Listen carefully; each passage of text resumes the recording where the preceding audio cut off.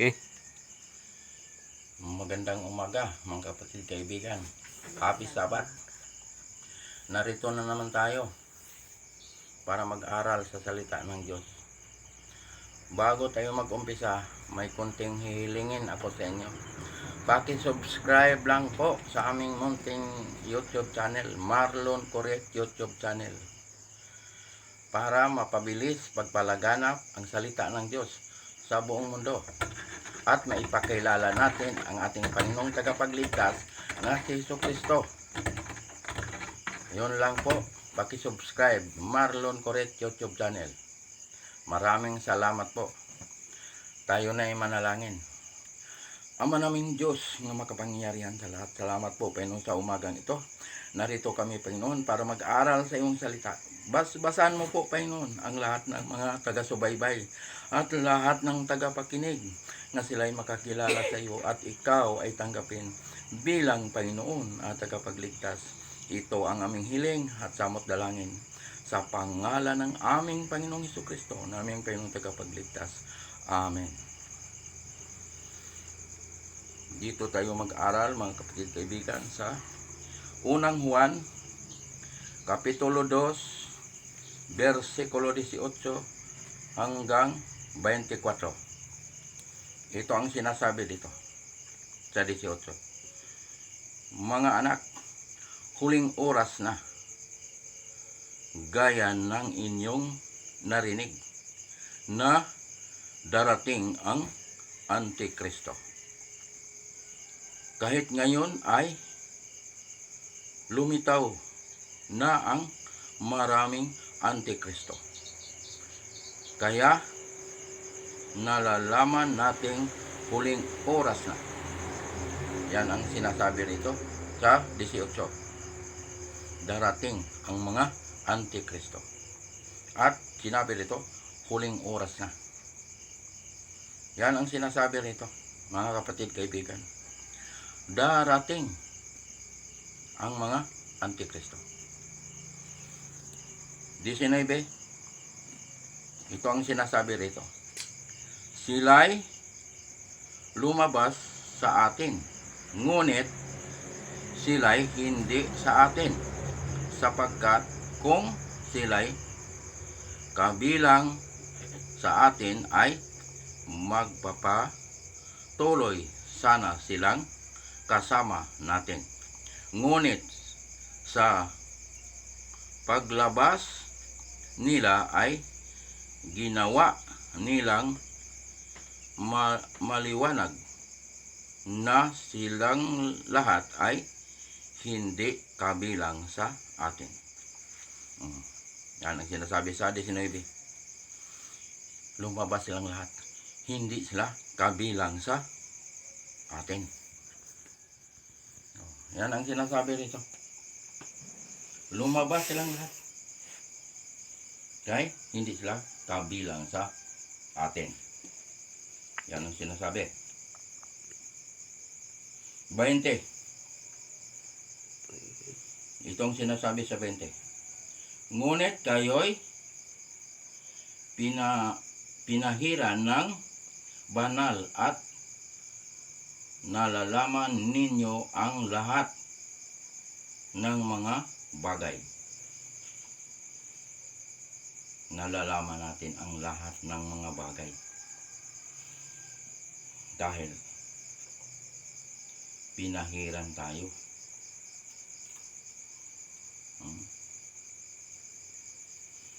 Ang banal na espiritu ay ibinigay sa atin.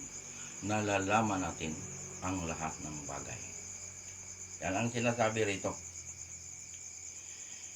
Alam natin na tayo'y mga anak ng Diyos.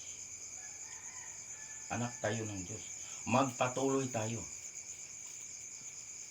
sa pananalig kay Kristo. Ayan. Magpatuloy tayo. Hindi tayo lalabas nga tulad nila. Dahil tayo mga anak ng Diyos, kailangan nga manatili tayo kay Kristo. dahil siya ang ating Panginoon nga tagapagligtas.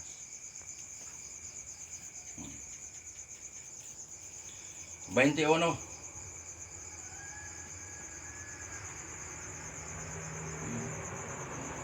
Sinusulatan ko kayo, hindi dahil sa hindi ninyo nalalaman ang katotohanan, kundi dahil nalalaman ninyo iyon at nalalaman ninyo na walang kasinungalingan na magmumula sa katotohanan. Nalalaman natin nga walang kasinungalingan nga katotohanan. Katotohanan talaga ang mangimbabaw. Ang kasinungalingan ay hindi talaga kiklik. Hindi magkiklik ang kasinungalingan. Ang katotohanan talaga ang mangingibabaw. Yan. Mahal tayo ng Diyos. Ayaw ng Diyos na tayo'y mapahamak. Gusto ng Diyos na tayo ay maligtas. Ayan. 22. Ito sinasabi dito sa 22. Sino ang sinungaling? Hindi ba ang nagkakaila na si Jesus ay siyang Kristo? Ito ang Antikristo, ang nagkakaila sa Ama at sa Anak. Pag ikakaila ang Anak pati ang Ama, Antikristo ang tawag. Wala sa Anak, wala din sa Ama. Yan ang tinatawag na Antikristo. Yan. Yan ang ibig sabihin yan. Pag tinanggap mo ang Anak, pati ang Ama, tinanggap mo. Ayan ang ibig sabihin nito. Pag ikakaila ang Anak, pati ang Ama ay ikinakaila. Ayan. Kaya nga, tanggapin natin ang Anak. Pag tinanggap mo ang Anak, pati ang Ama, tinanggap mo rin. Ayan. Dahil iisa sila. Anak at ang Ama ay iisa. 1:30. Iisa sila. Kaya pag ikakaila ang Anak, pati ang Ama ay kinakaila. Wala lahat. Sila ang tawag ay Antikristo. Yan ang ibig sabihin dito sa 22. 23. Ang sinumang nagkakaila sa Anak ay hindi sumasa kanya ang Ama. Ang nagpapahayag sa Anak ay sumasa kanya rin ang Ama. Pag ipahayag si Kristo nga siya ay Diyos, pati ang Ama sa Kanya. Sumasa Kanya. Anak at ang Ama. Yan ang sinasabi rito. Pag ipahayag si Kristo nga siya ay Diyos nga nagkatawang tao at siya ay tunay na Diyos at tagapagligtas, ayan, pati ang Ama, ipinahayag mo. Ayan, ang ibig sabihin dito sa versikulo 23. Ipahayag si Kristo.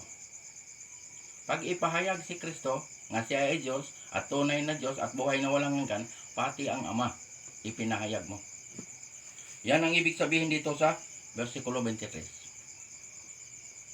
Ay mga kapatid kaibigan, dito alam natin nga tinuturuan tayo ng Diyos para makaiwas tayo. Hindi tayo madaya sa mga iba. Dahil marami ito sila. Kaya mga kapatid kaibigan, pakinggan natin mabuti itong mensahe ng Diyos para hindi tayo mailigaw nino man. 24, last verse. Ito ang sinasabi rito. Manatili sa inyo ang inyong narinig, buhat ng pasimula. Kung nananatili sa inyo ang naririnig ninyo, buhat ng pasimula, kayo naman ay mananatili sa anak at sa ama. Manatili tayo sa anak at sa ama. Dahil ito ay iisa sila. Diyos. Diyos Ama, Diyos Anak. Yan. Yan ang ibig sabihin yan. Sinugo ang anak sa ama. Pinapunta ang anak dito sa lupa para tayo ay tubusin, para tayo ay iligtas sa tiyak na kapahamakan. Si Kristo ay Diyos nga nagkatawang tao. Siya ay tunay na Diyos at buhay na walang hanggan. Sinugo siya ng Ama para tayo ay magkaroon ng buhay na walang hanggan. Binayaran ng ating Panginoon ang ating mga kasalanan. Siya ay Diyos, wala siyang kasalanan. Inari niyang siya ay may kasalanan. Namatay si Kristo sa cross dahil sa ating mga kasalanan. Kasalanan ko, kasalanan nating lahat. Siya ang nagbayad sa kasalanan ng lahat ng tao. Namatay siya sa cross. Buhay ng ating Panginoon ang ibinayad ng ating kasalanan. Dugo ng ating Panginoon ang ihinugas ng ating mga kasalanan.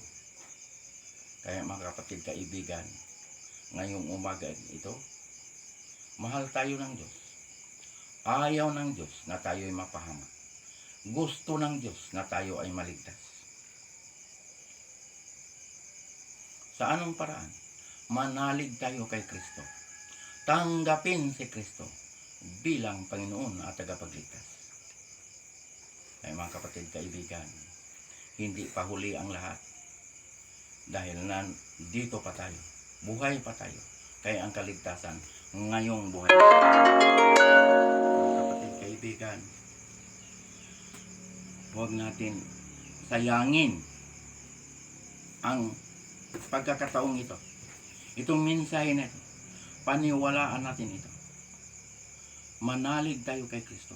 Tanggapin si Kristo bilang Panginoon at tagapagligtas para tayo ay magkaroon ng buhay na walang hanggan. Pangalan natin ay nakasulat sa aklat ng buhay. Yun mga kapatid kaibigan. Pagkatapos natin tinanggap ang ating Panginoon, magpabautismo tayo sa pangalan ng Ama, pangalan ng Anak, pangalan ng Espiritu Santo. Kay mahalaga ang bautismo. Paglubog mo, namatay ka kasama ni Kristo. Pag-ahon, nabuhay ka kasama ni Kristo. Ikaw ay bagong nilalang na, wala na ang dating pagkatao. Ikaw ay nakatawid na sa kamatayan tungo sa buhay na walang hanggan. Ikaw ay nagiging born again. Ipinanganak ka sa Espiritu. Ayan ang ibig sabihin yan mga kapatid kaibigan. Pagkatapos magpabautismo, sundin natin ang kanyang mga utos. Huwag natin lapastanganin ang utos ng Diyos. Huwag natin itakwil. Huwag natin burahin ang mga utos ng Diyos.